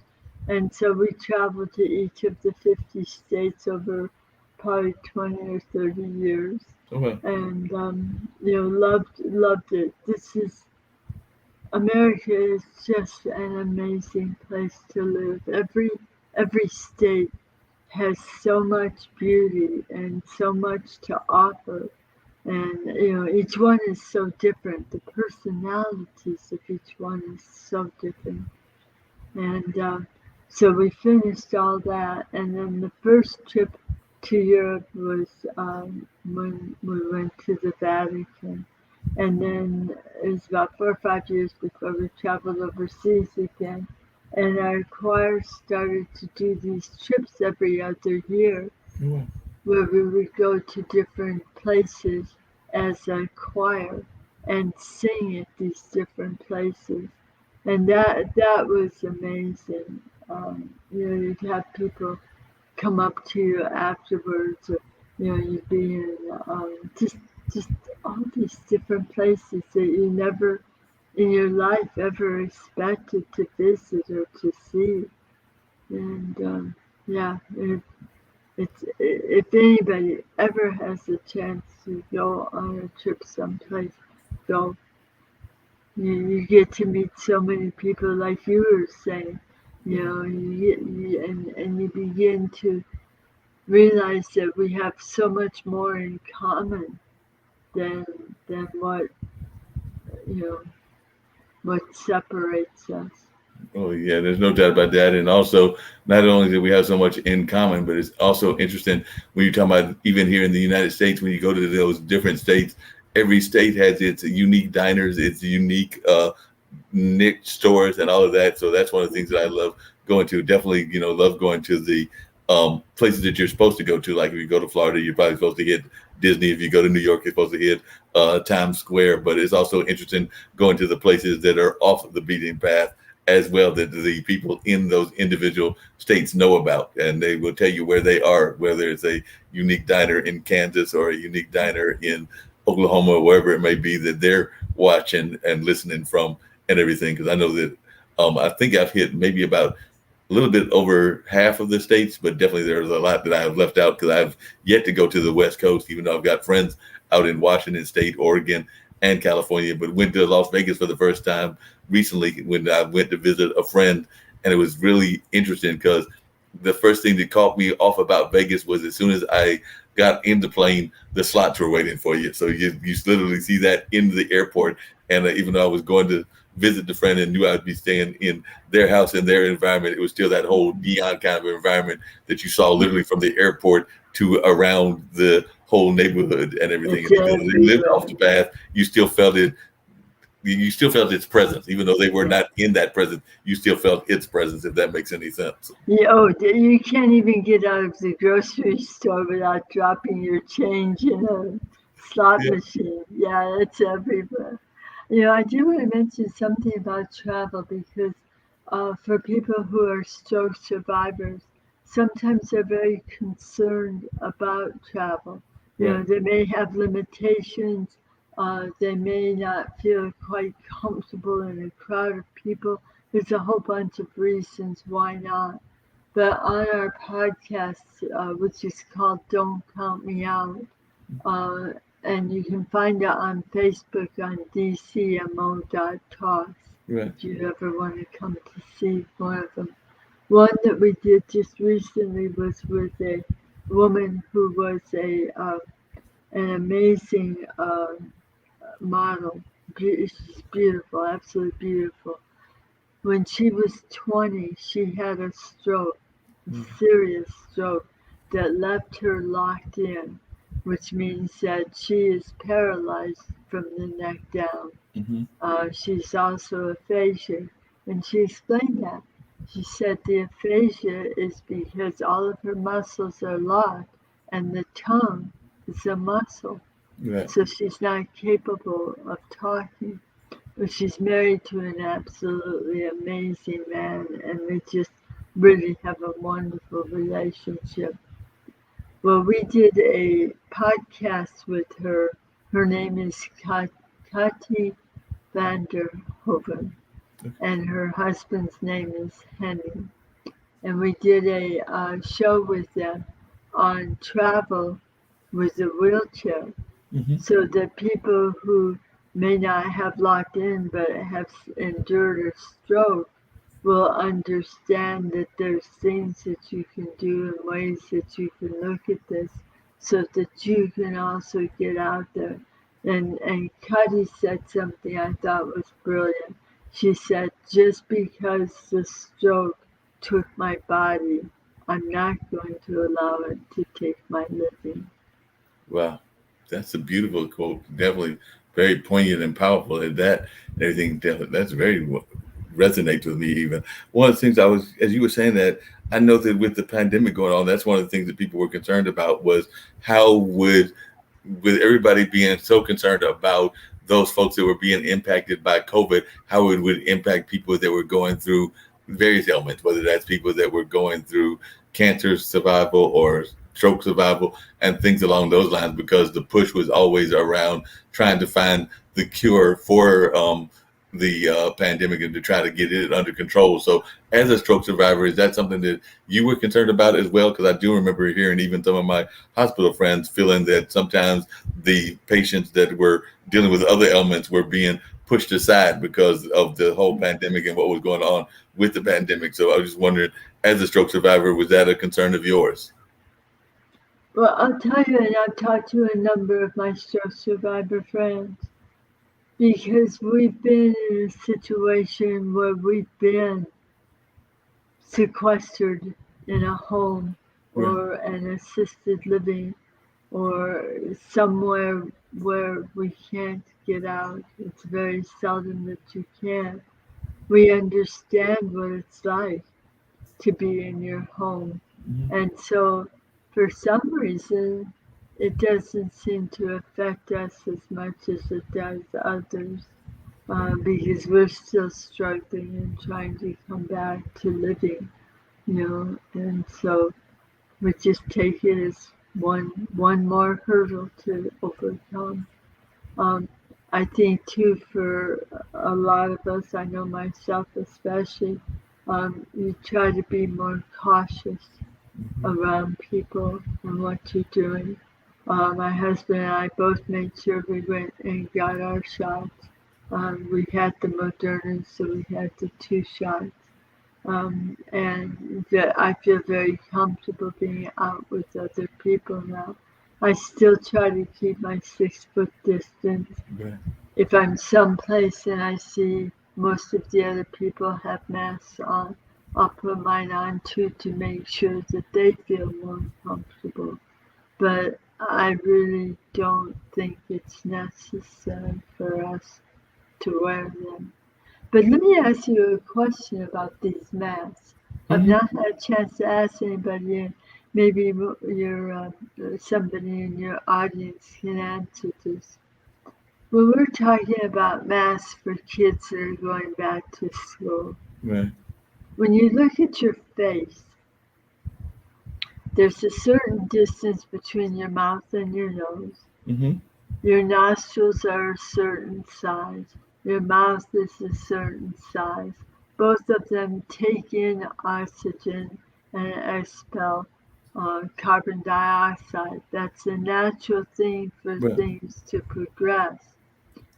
So why are we asking children who are so young and developing to put a piece of cloth over their face, which is going to diminish the amount of oxygen that they're taking in, and expect them to do their best as far as learn.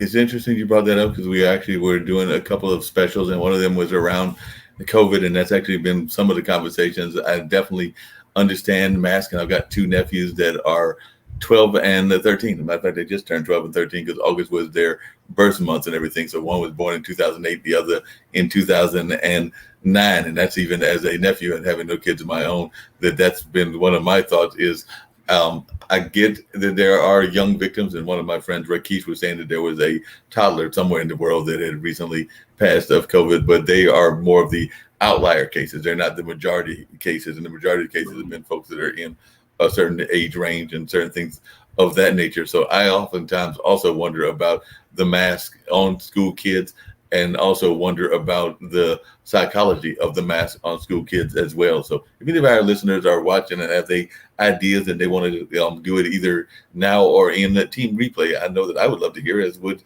Joanne. So definitely, if you want to write, and I know a lot of this also goes on LinkedIn and some of my other platforms, I would love to hear folks' thoughts about this because that's been a concern of mine as well. So I'd love to hear what folks' thoughts are and if they've got any ideas as to why we are asking, particularly the kids to get masked up, because I have heard people even wondering about, as you were talking about the isolation, a stroke survivor, because y'all are already isolated and they got used to being isolated. This was nothing. This was not all that new to many stroke survivors. It's very new to kids because kids love to get out and run and play and do things of that nature. So I know that even on some past shows that I've had, a lot of people are wondering what will be the true psychological effect of this virus even after we get everything under control. And this is even not even counting the Delta and the other variants, but there are a lot of people that are wondering after we get this under control, what will be the impact on the next generations. And I wonder that as well because they've got a lot of things on their mind on a separate topic but similar topic. I remember I was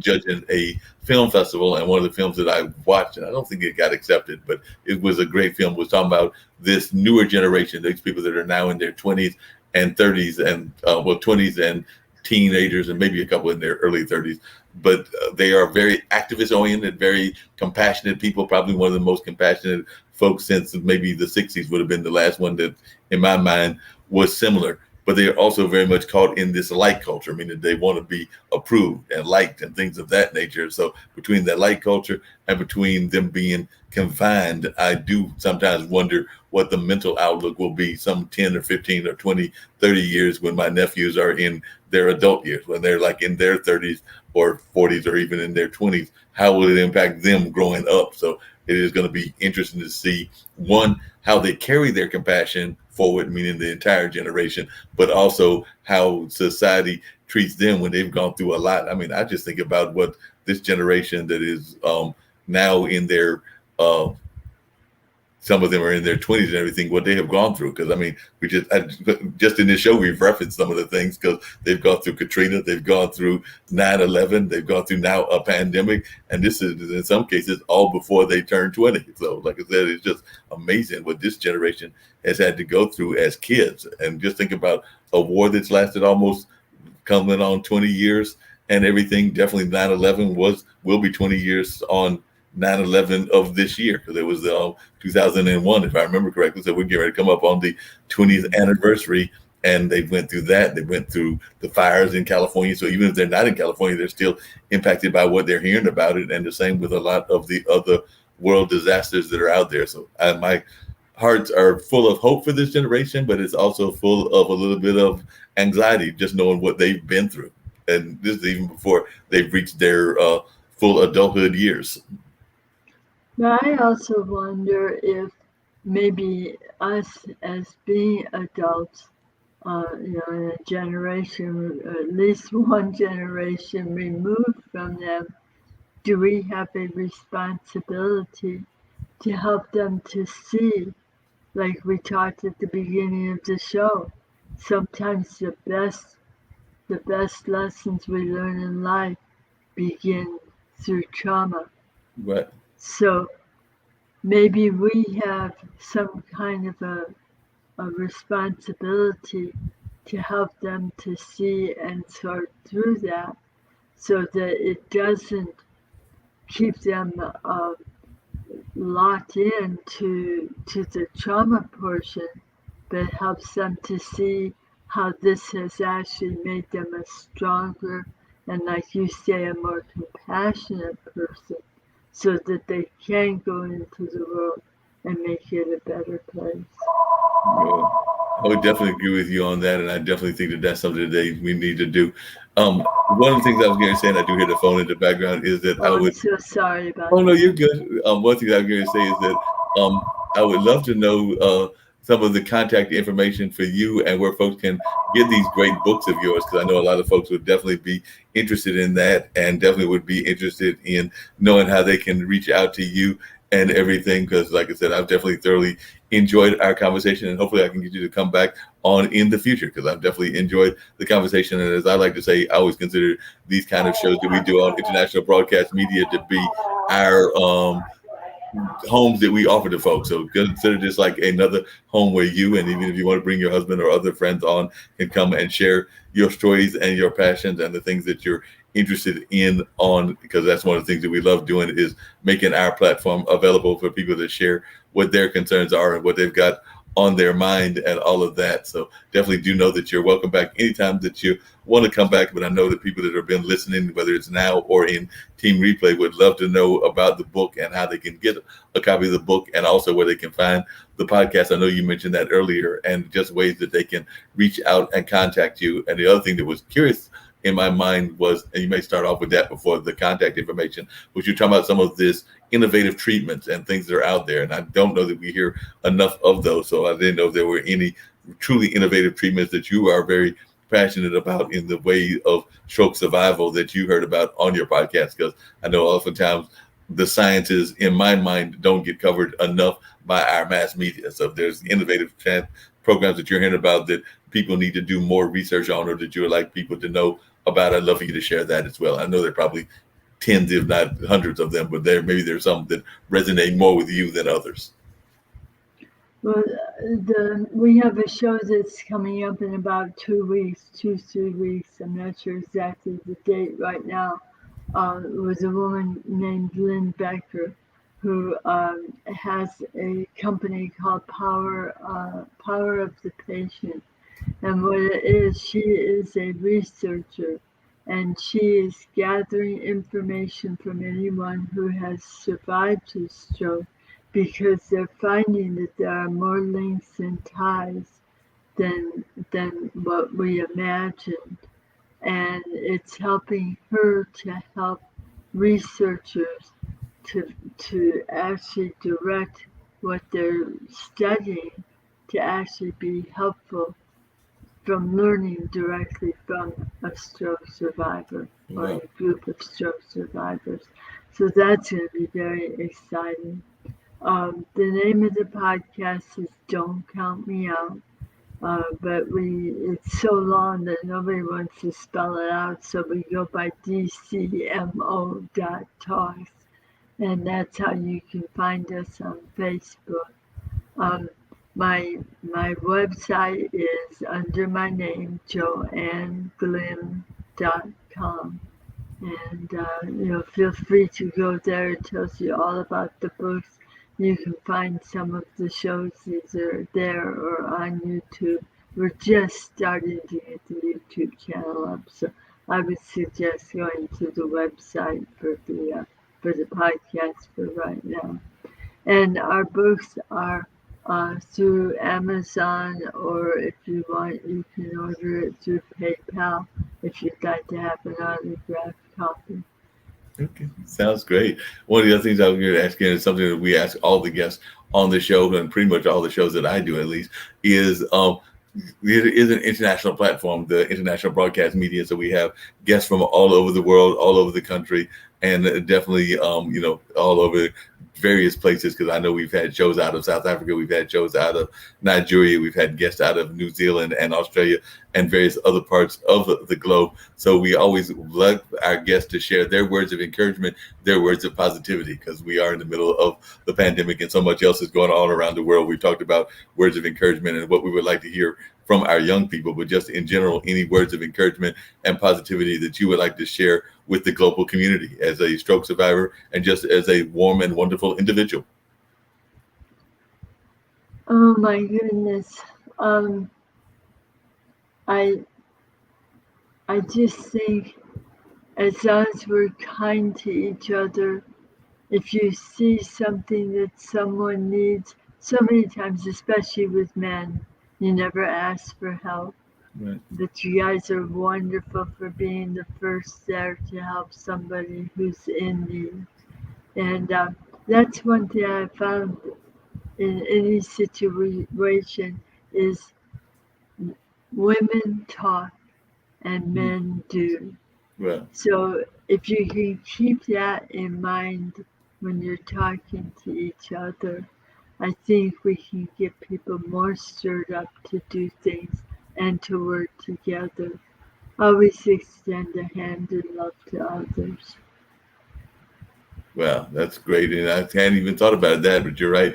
If you put it in those kind of reflective terms, that could actually solve a lot of the problems. And even it could solve a lot of problems around the police citizen divide, the race divide, and a lot of other things that we would just be more kind and more compassionate to each other and understand that while we are different individuals and have different backgrounds, even if you got backgrounds around orientations and everything else, that we just understand that everybody has the right to be who they are and not necessarily have people trying to dictate who they are as long as they're not doing anything that is harmful to society. Like we don't want to encourage people to do things that are harmful, but as long as they're just living their lives the way that they were destined to live it, I think that we would probably do a lot better and have a lot greater respect instead of trying to dictate to people based on our views of our morals or our viewpoints of what the world is. So I definitely think that we got to have compassion for people's different views, whether that's different views of race, class, ethnicity, orientation, or a number of other things, and not try to dictate them or put them in that little square that we like to do. Sometimes we like to put people and put them in their like their own little boxes or the boxes that we want to put them in. But we need to respect them for the truly unique personality that they are, because we are all unique personalities. That we are. Yep. Truly. Well, you have been a great guest, and I have thoroughly enjoyed our conversation. Like I was saying, I definitely hope that you can come back and share more of your wisdom and your wealth of knowledge. But I've definitely enjoyed our conversation. I hope that you've enjoyed it as well. And I'm going to put on a couple I of have, Mark. Thank you so much for inviting me to come on your show. It's really been delightful. thank you. I'm glad you enjoyed it. Like I said, I try to keep it as delightful as possible. A lot of lighthearted comments, but also get serious, but make it in such a way that people can learn, be educated, and also learn about us as people. Because I think that there are so many great and unique people around the world that I just like to use this platform as a way for more of us to know about each other. And that's actually what's happened. Because I've even had some friends that have reached out to other people even after the shows and saying, like, I saw you on such and such, and I need to talk to you about what's going on in my life, or I went through what you've gone through, and I need to hear more about what you were sharing on those stories. So that's kind of the way that I see part of my job is being a networker, a connector, and being a person that helps us all be part of what I'm now calling a new renaissance. I was actually saying that on Clubhouse earlier this morning because I feel that we're in the middle of a new renaissance, and anybody that studied history knows that the Italian Renaissance was full of a lot of culture and a lot of enlightenment and things of that nature. The same with the Harlem Renaissance, and those are like two that people, when they think of renaissances, they automatically go to those two. But there are others that have been out there in society as well. So I don't know what you think, Joanne, but I think that we're in the middle of a new renaissance, and that a lot of like-minded people are connecting as they often do during a renaissance, whether that was Harlem or whether that was the Italian one or the French one or a number of other ones. So I think that sometimes, like we said at the beginning, from trauma can come tragedy, but can also come awareness and a lot of sunshine. So I think that that's where we're at right now, is that we've all been going through this traumatic period, and we're still in the middle of this traumatic period, but I actually have hope that it will lead to a newer and a brighter future. But we just have to weather the storms as they go, because there are oftentimes struggles and storms that go in as the new creations are being put out there in terms of this new renaissance. So do you think that we are in the middle of a new renaissance? I know I've been putting that out there in the world, but I would love to know if you think that that is the case in what you're observing as well. It's a nice way to phrase that. I like the way you've said that. And definitely there is some type of an upheaval that's happening right now. And when we were talking about choices, people are going to have to choose as to how they want to react and respond to what's going on right now. So, Yeah. and I hope they make the right choices, and they'll find out. All of us will find out if we've made the right choice or not very soon, I believe. No, I agree absolutely with you that we'll find out whether those choices were the right one or the wrong one as society goes on and all of that. And like you, I have hope that it'll be a positive direction, but there might be more disasters. I was actually on one of the shows that I was part of earlier was actually one of our news shows. The gentleman was saying that he hopes he's wrong, but he is concerned about the fact of that anniversary of 9/11 coming up because there's no telling what people's mindsets may be on an anniversary on other sides as well. So hopefully that fear or that concern is not something that people need to have happen, and hopefully nothing transpires out of that. But I do understand people's trepidations as we get towards that 20th anniversary in just a matter of 2 weeks or so. But hopefully nothing will happen, and hopefully everything will continue to go in a positive direction. But even if it goes negative, I still personally, because I am the eternal optimist, I'm one of those people that used to love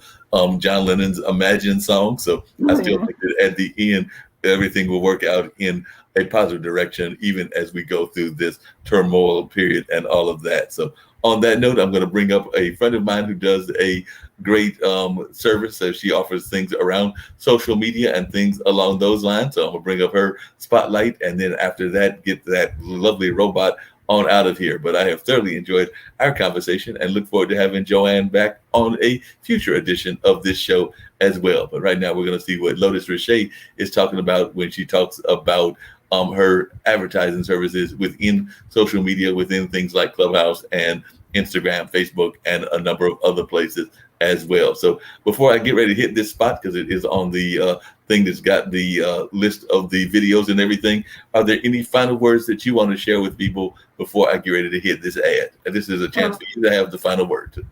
The only thing I can think of is I have a very busy phone at the moment. I'm so sorry about Oh, that. you're good.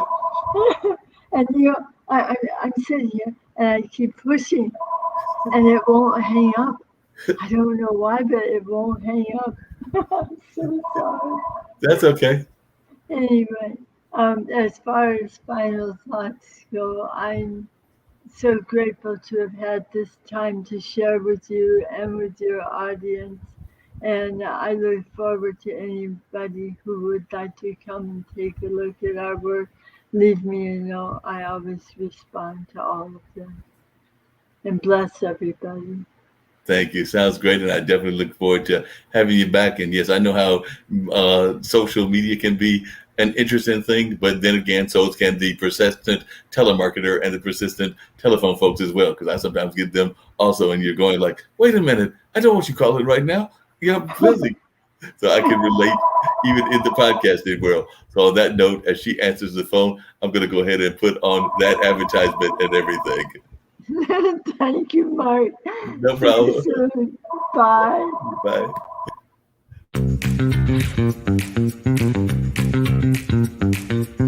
It's time for you to start bossing in social media.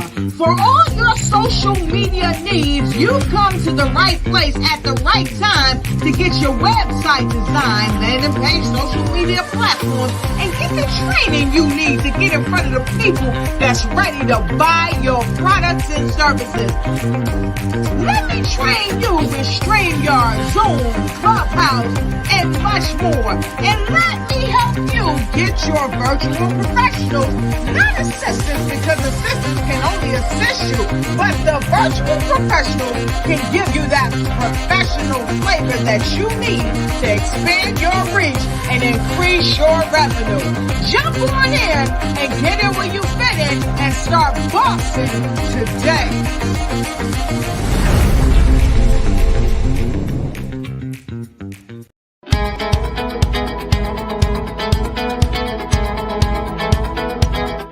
I had the opportunity to work with Lotus Richey and her team to create a promo video for my business. And let me tell you, she and her team are pretty darn outstanding. I had recorded a video that we were going to use in the promo. And during our meeting, they actually walked me through what worked in the video, and they provided suggestions for improving the video so that I can actually capture the audience and the clients that I want and the people that need my services. They actually told me what I could add to the video and how to set the entire thing up so that when people watch that promo, they will come away knowing who I am, what I do, and why they should contact me. So if you have the chance to work with Lotus Richey and her team, you are not going to be disappointed.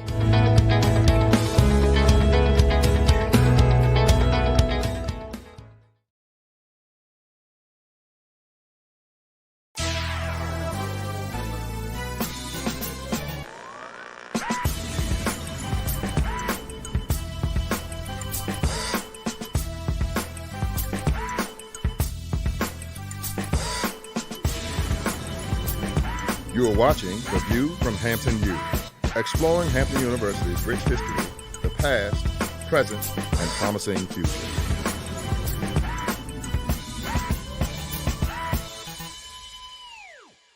Welcome to Hampton University and The View from Hampton U.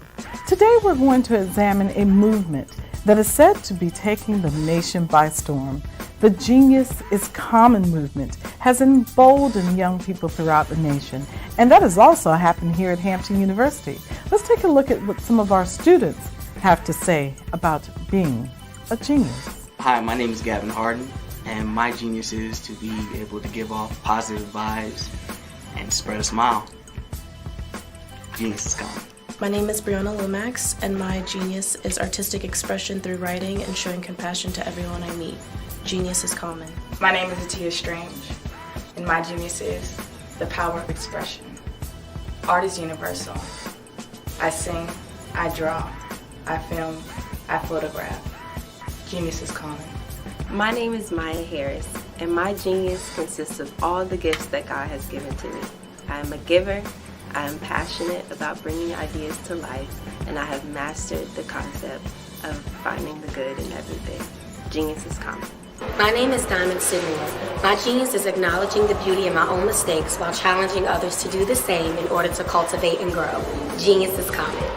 My name is Almajid Edwards. A lot of people think genius is about being talented or being smart. It's not true.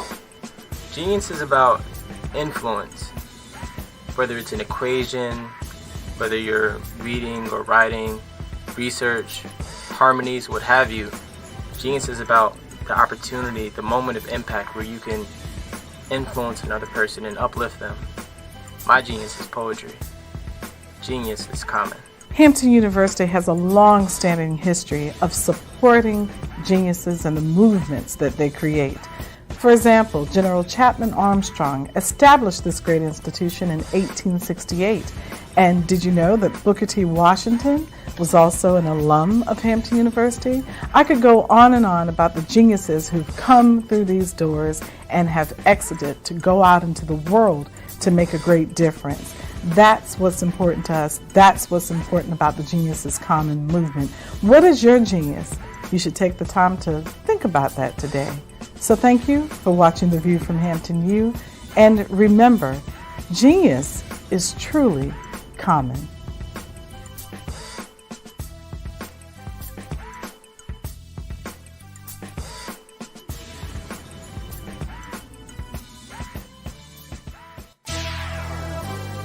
Join us next week for another exciting episode of The View from Hampton U.